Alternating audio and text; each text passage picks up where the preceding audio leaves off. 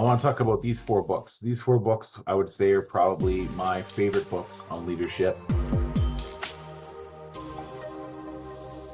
The E-Myth is all about process. If you've known me for any amount of time, you know the process is something that I love. My mother actually had this book, not the E-Myth Revisited. She had like the OG E-Myth because my mom was an entrepreneur, and that's where a lot of this came from. My dad, on the other hand, he could not read. My dad and I both have dyslexia. I have a little more control over it than he did. You see it a lot when I write, but I don't. Not at all when I type, which is nice. And when I read, I don't really have a problem with it. But my dad, he never got to learn how to read. And so my dad is just, just unfortunate, right? So he grew up, he was an oil man, right? Worked in the oil field, right? Not an owner or anything, just worked in the oil fields in Alberta. But my mom is entrepreneurial. And so my mom would always take my dad's money and kind of put it into businesses and stuff like that. And then eventually they got divorced. But when they were together, they did really well. And my mom would have all these books. But when they would start to get divorced, they would fight. And I would not want to hear them fight. So I listened to my mom's books on tape going back that far.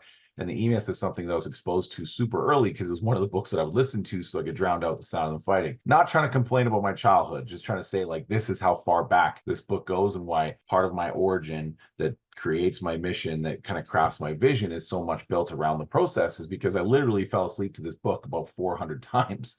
So I love this book, and it's so much about designing process in your business. And this is kind of something that raises your operational effectiveness. Then another book I read was Good to Great. And this is a book by, essentially, it's a university professor who had used his students to essentially study businesses. And they looked at like 100-year-old brands that, why did some brands outperform the general market and their 15 closest competitors over the course of huge, long periods of time, and then broke down kind of like what we did with Platform, right? We looked at all of our most successful roofing clients in the enterprise segment that we used to serve before I had a kid. And we said, okay, what are the things that they do? And there was like 20 things that were like pretty common. And then we said, what are like the 3 things that they all do?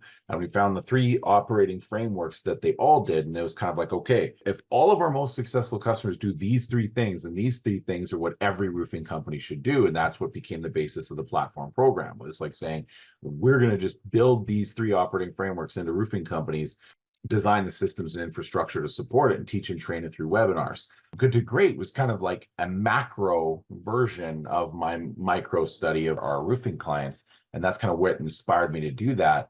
But other me was like, it was like, great. They're like, there's so much of like the what to do in this book.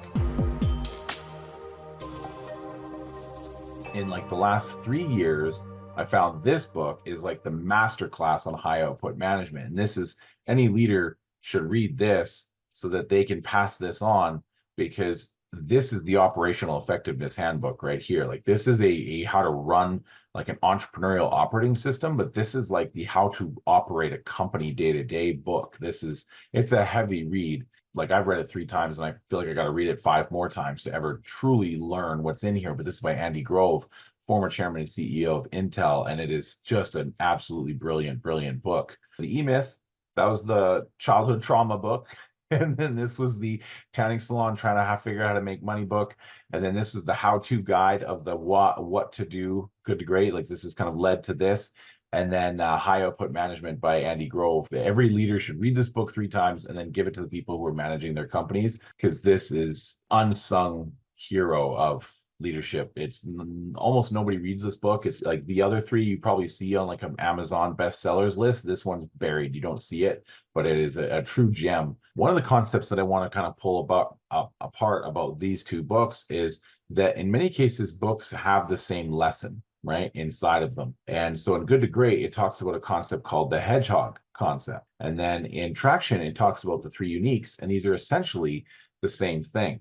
This is where I got this idea for the Platform program, was because we found like 3 uniques of our most successful customers.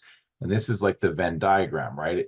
You could have this thing and live inside of this overlap that would exist here, or you could have this thing and have the overlap that exists here. And you could have this thing and have the overlap that exists here. But, really exceptional companies are kind of built by the harmony of taking a rare, hard to do thing and a smart, forward thinking thing, kind of a motivating, empowering thing. Putting them all together is what makes you really hard to beat. And that's essentially the story of the hedgehog concept from Good to Great, when it said that like the companies that kind of outperform the market for 50 years in competitors through recessions and everything, those companies really knew who they were and what their unique strengths were. It talks about the hedgehog, and that the hedgehog is the food of the fox. And the fox can run, it can jump, it can see far, it can hear far, it can smell far, it's got claws, right? It's fast, and yet it has a really hard time eating a hedgehog because a hedgehog can roll up in a ball and be spiky.